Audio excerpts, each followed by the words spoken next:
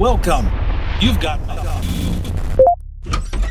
Hi, I'm Perry Carpenter. And I'm Mason Amadeus. And this is Digital Folklore. It always hurts me to do that part. Yeah, it's honestly a little bit scary every time you do it. And I've just kind of gotten used to it. It's a really weird feeling. Hey, if you're listening to this right now and you've not yet listened to episode 1 of season 2, this does have spoilers. So we encourage you to go back, listen to episode 1 of season 2 right now, and then join us after that for this behind the scenes episode. And if you did that, I just want to say, interesting choice. It's an interesting choice you've made. Yeah, because I think we're going to actually label this as after the episode. Yeah, we'll pretty clearly label it. So if you've decided to go for the spoiler episode, then I don't know. Honestly, I respect that. I think it's a very interesting way to move through the world, and you do you. You like to read the last page first? Yeah, I've known several people who do that. No, my wife does that. It's so interesting to me. Anyway, you do you. Yeah, you do you.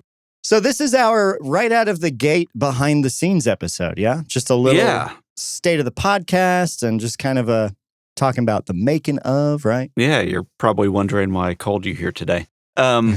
I wanted to give our listeners a little bit of a behind-the-scenes look at what you put yourself through as we get ready for these episodes, because there's quite a lot, right? There's the writing bit. Of course, we schedule and we talk to lots of people and do some cool stuff. But if we were to pull back the curtain and get into maybe some of the sound design elements, how do you think about the framing of this weird blended hodgepodge of genres that we've put together from a sound design perspective? Yeah, that was a whole thing of the journey of finding the identity of the show, right? As we started, we were like, well, what is the unique angle we can bring? It's probably worth mentioning a tiny bit of background is that you host the show Eighth Layer Insights, which is a cybersecurity podcast. And inside of that, you've done a bunch of like these little sketches where like you talk to a phishing email and a firewall. And it's wicked fun. And I loved that show. And I work on my little side project of Podcube, which is just a like highly produced comedy sketch show. And so I feel like neither of us thought of this at the start, but what happened was like both of those influences kind of bled out into what we've done now. Yeah. I think that the original way that I thought about Digital Folklore was just a folklore version of Eighth Layer Insights. And then we kind of created that as one of the draft first episodes, and it still didn't feel organic enough. It didn't feel like it had that special thing that it needed to be. And so as soon as we added some cut scenes with us in a more dramatized area, it felt right for us. Took a few other people by surprise, but it felt right for us. The thing I love about it, I think it's fun to provide a momentum that is outside of what you're learning, because I love edutainment content just in general. Me too. And like the best of it is like it's got jokes or like funny things. It's just an element of fun that gets added onto learning. And like I am also the kind of person who will read very dry stuff to learn, but I think it's more fun to make something like this. So what it came down to is just finding the right body style for our specific Trojan horse, right? I mean, we're trying to get all of this fun content out to people, but we also have to make it palatable in some way. Yeah, and it's interesting because we definitely limit it too by doing what we're doing. But I think when we met up at Podcast Movement 22, one of the things we talked about was like, well, who do we want to listen to this show? Yeah. And one of the things I remember us talking about was like someone driving in the car with their kids. I don't have kids, but I can't imagine that kids would want to sit through you listening to something that's really dry. But if it has, a talking raccoon and like silly jokes, that's more fun. And it's not just for kids, like adults also like that. And even for people without families, we wanted it to feel like somewhat educational and indulgent at the same time. Yes. And I think that served us really well, because we did hear in the survey and in tons of other comments, people saying that they do listen to this in the car with their kids and their kids enjoy it. It's the thing that keeps their kids attentive rather than just getting in little mini arguments in the back seat. So I actually love that a lot. Yeah, same. That made me feel really happy to know that we had achieved that. So before I talk exactly about the process of what we're doing now, I want to quickly mention where we went wrong in the first season. And it's that we did not map the narrative arc through the entire season.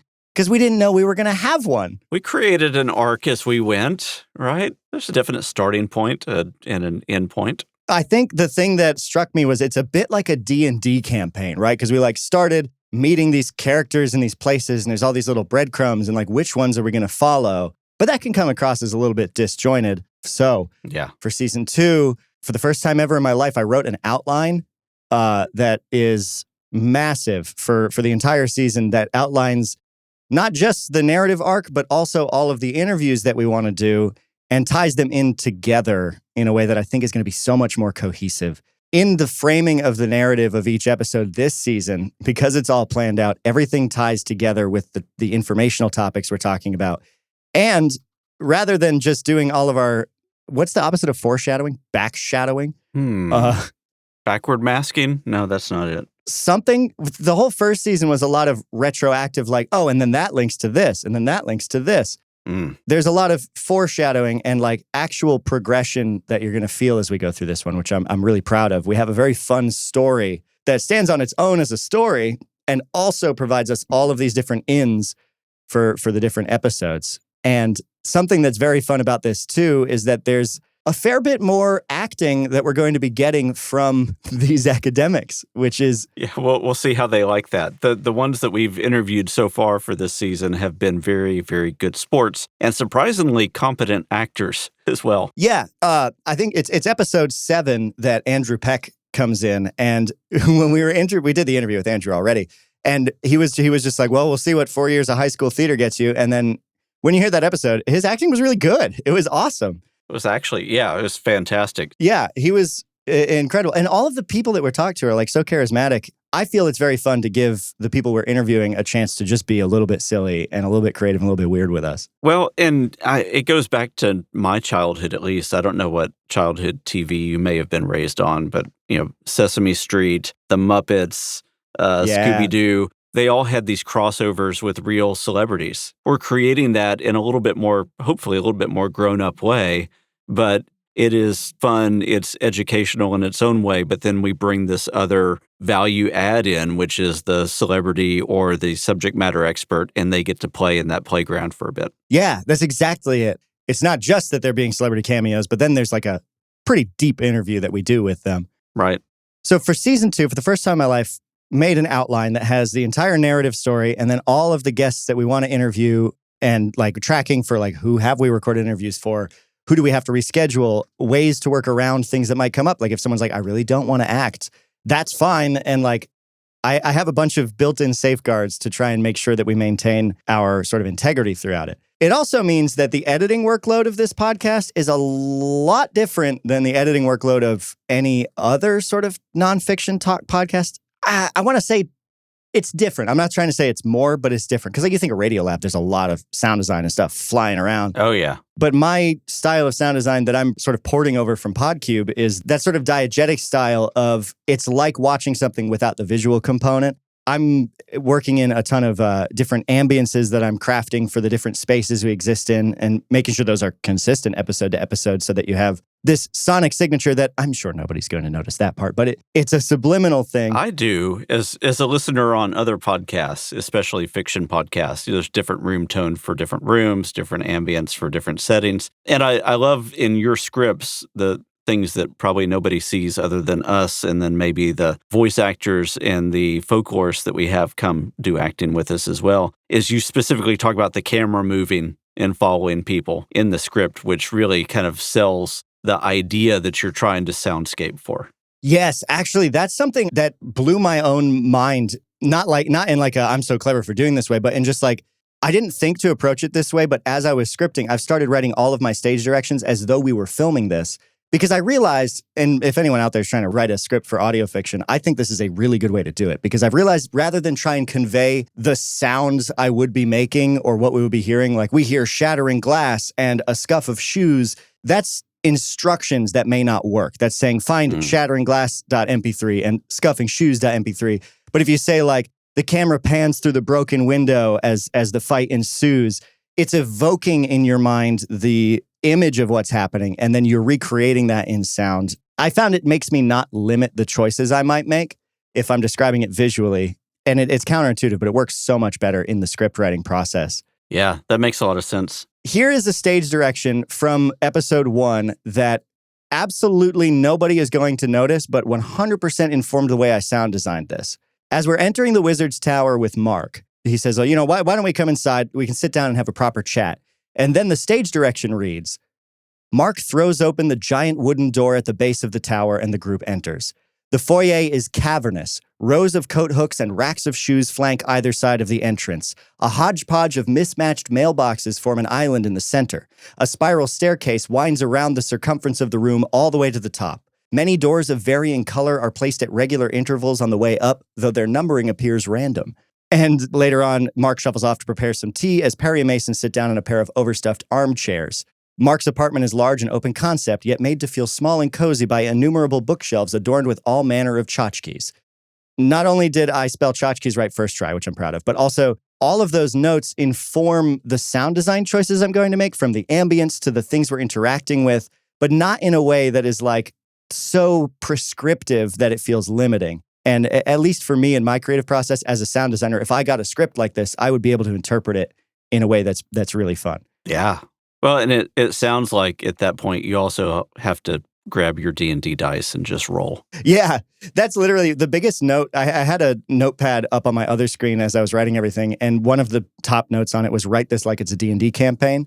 That's helpful for me, someone who has run D&D campaigns. I don't know if that's helpful for everybody, but I don't know, but it does make it to where I'm thinking from a Patreon perspective, or even just on the website, we should start to make some of the scripts available so that people can get a flavor of that.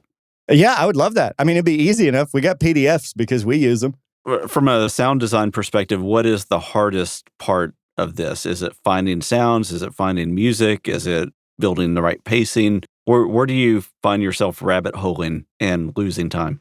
I gotta say, of all of the different parts of making this show, the thing that takes the most time for me is not anything to do with sound design, but editing the interviews down is the hardest part. But if we're going to limit it to the sound design choices, there is that paralysis that you get when you are, I use libraries. I don't Foley everything. I will Foley some things because my style of sound design is a lot of micro sounds. So if me saying that, you're probably going to notice it now, like a lot of small cloth movements, object interactions, someone's picking something off a table, folding a piece of paper. I'm paying a lot of attention to those tiny things because to me, the sound design serves to illustrate the body language of the actors that you don't get in an audio medium.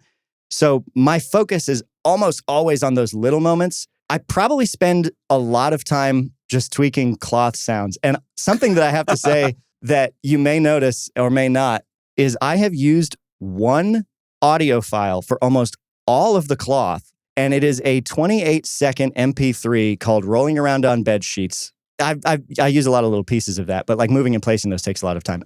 As far as the thing that takes the most time, it's probably finding anything really specific in a library. Yeah. Because the sound design part is really the part that I think is fun and the part that goes, I think, the fastest for me. And it's amazing what sound design can do to save a take that is less than good. Like there'll be a lot of times where my inflection is weird, but if I put like a little bit of a cloth movement and like me setting something down, my weird take is suddenly just like I'm doing something else. And so I'm not paying attention to how I'm speaking as much. It hides a lot of sins. It hides some of the noise in the recordings and things like that. So the sound design part does take a lot of time, but that is just from a function of like, it's a lot of detail work, It's a lot of very carefully placing, balancing, mixing. Trying to make the show sound good at any volume is tougher than you might think because stuff naturally sounds good when it's louder. So there's an inclination to compress it all. So you just have this brick and everything's really prominent. Something that I think really helps too is I tie everything into the sound of the room. Like every single thing is being fed through a reverb bus.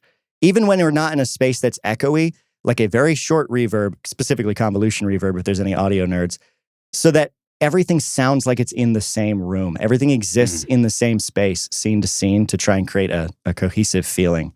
I could talk ad nauseum about sound design, and maybe at some point I'll do like a little session breakdown of one of our episodes. But yeah, in short, to answer your question, what takes the most time is editing the interviews down because that's just tricky. And the second most time is just finding the right sounds if I can't Foley them.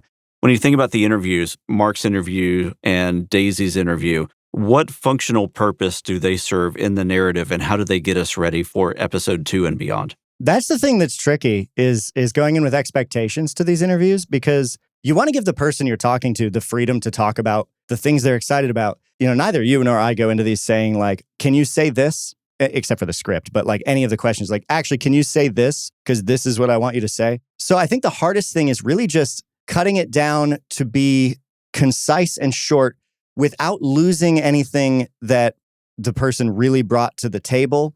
But, we interview people for an hour, sometimes an hour and a half, and then it gets cut down to 15 minutes. So getting like the best parts out of that. Yeah. Some of it is serving the function. So like in this first episode, this episode is ostensibly about us starting to make season 2 of the podcast and asking people, how do we do research? How do you sustain something like this? What is it like to make media about this kind of thing? How does that itself intersect with folklore?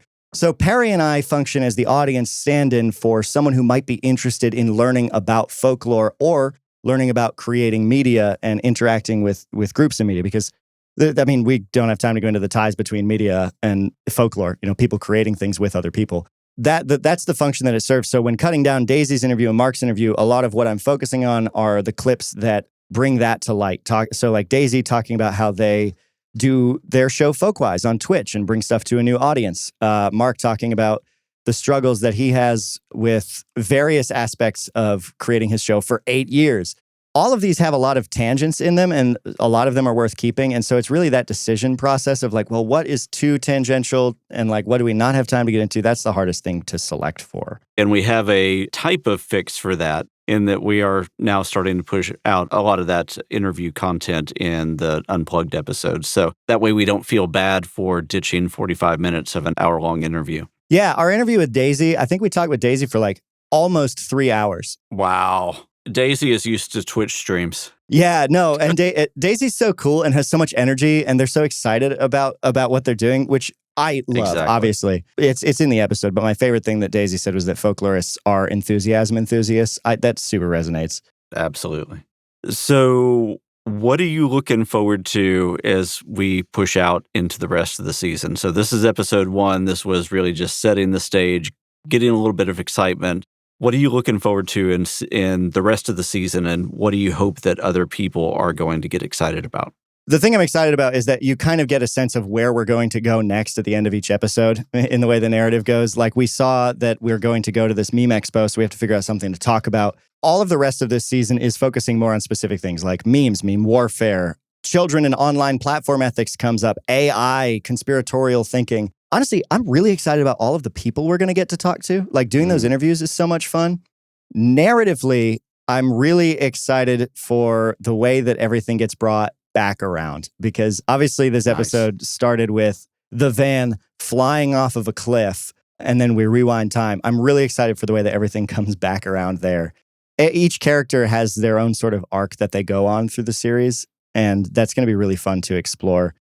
Digby is going through some stuff later on that will be very fun. We have a special episode in the plan that I'm really hoping we can pull off, fingers crossed. That is going to be a fun, just little narrative bonus jaunt. But there's a couple of people I'm talking to about helping with that in the audio fiction space. Nice. So yeah, I'm most excited about episode 9, the one just before the end. That one's going to be really good. Okay.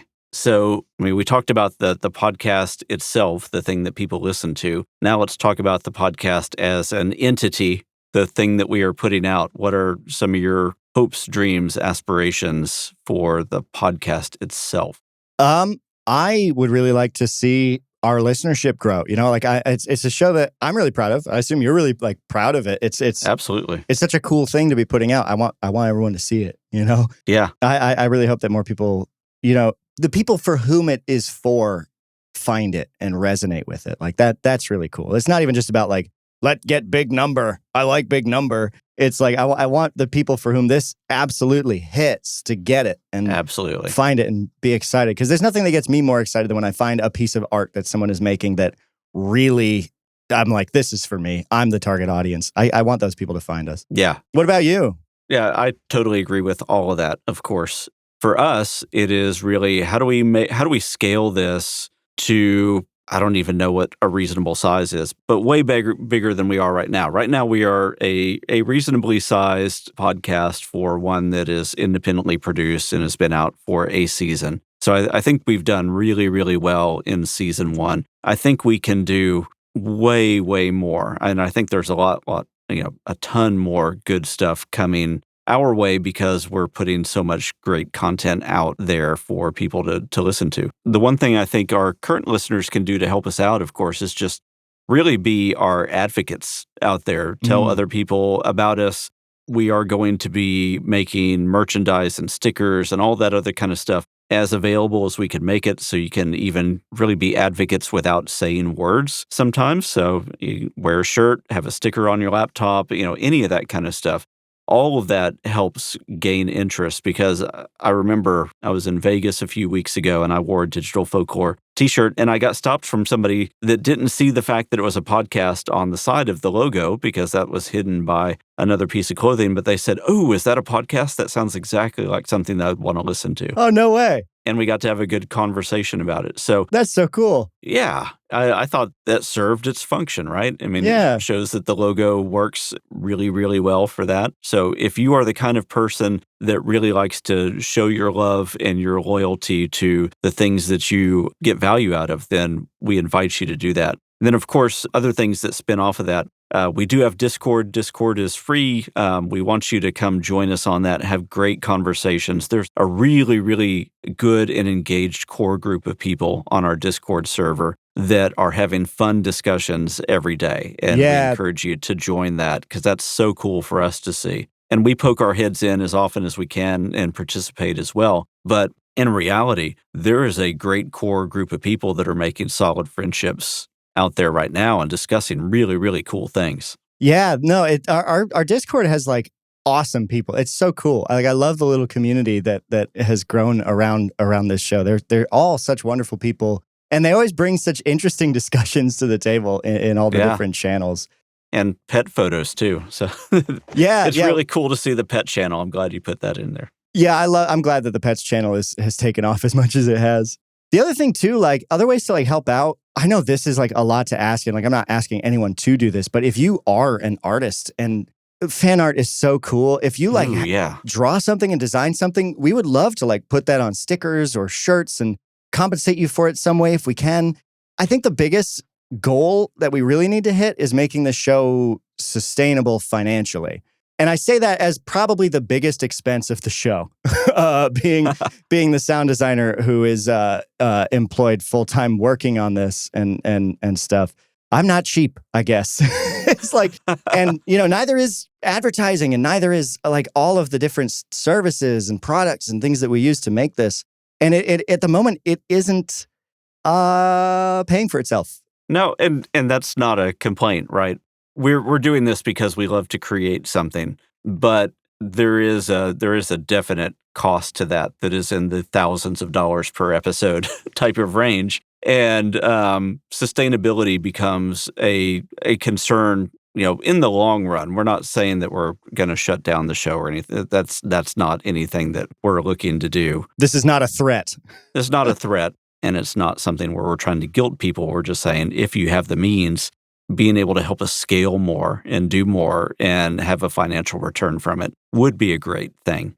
And it is something that we have in our targets long term. And obviously none of that to say that we are not extremely thankful and completely stoked about the people who are listening and the people who are choosing to support us. Like, that's amazing. That is super, super amazing. We've been nothing but encouraged by your support, by the words of encouragement that you've given us. You are really, I think, the foundation layer of something that can get even bigger because you've seen value in the thing that we're doing. Oh, and for people that gave us such great feedback on the survey that we did at the end of season 1, if you were one of those first 50 participants, you were promised a sticker if you gave your address. I have been delinquent in sending those out because I've been traveling for the past 5+ weeks to different conferences and things like that for my day job. So those are outstanding. You are on my mind. You will soon have stickers in your mailbox. And so those will be coming soon as I can get those envelopes stuffed with all the stickers and everything else that I do have in stock here at the house. So that's just days or maybe a week or so out. And that actually segues perfectly into the fact that I have a couple of asks/offers for you, the listener. Oh, not me. Okay. Not you, Perry. You, the listener. if you have a podcast and you want us to like do a promo, specifically, it would be best, if the audience that listens to Digital Folklore, if you think there's an intersection between that audience and the people who would like your show, we would love to help out by running a promo for you. The other thing, we would love feedback always. The people in our Discord do a great job of that, and it's really helpful. Like, the more feedback we get, the better. So, like, tell us what's on your mind. Yeah. If you feel inspired to create something because of Digital Folklore, share it with us, and we'll share it too. Like, we want to be not just the people making this, but the people involved in the community around this whole thing. Absolutely. So this is another offer, I guess, if you're a voice actor or want to be a voice actor. There are a lot of ancillary little characters coming up in other episodes.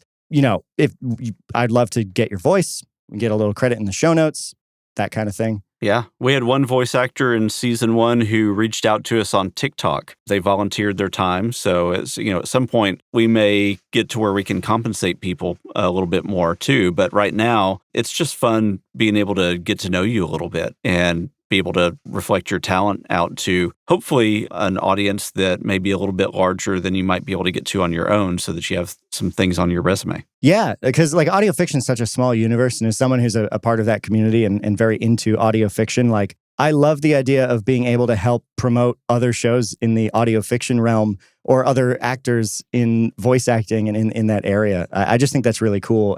The reason Perry hired me is because we made a sketch about stealing Mark Zuckerberg's baby teeth. Yeah, exactly. Oh, we should put that in the show notes of this also. So that's a PodCube episode that also was a collaboration that we did for 8th Layer Insights when we interviewed Brian Brushwood about World's Greatest Con, and we created this interesting heist narrative.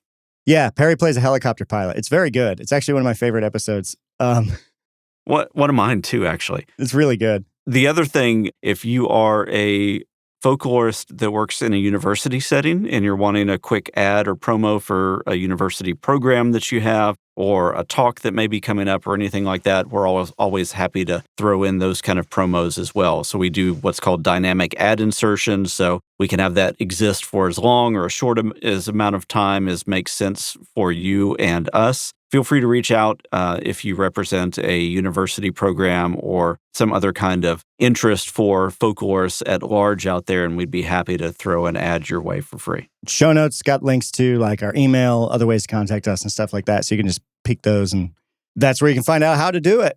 hello@8thlayermedia.com in case you want me to say it out loud. All right. I think we are at the end. Thank you so much for listening. I hope you enjoy season 2. Hope you enjoyed episode 1 of season 2. And we will catch you on the next one. Catch you on the flip side, I think is what the cool people say.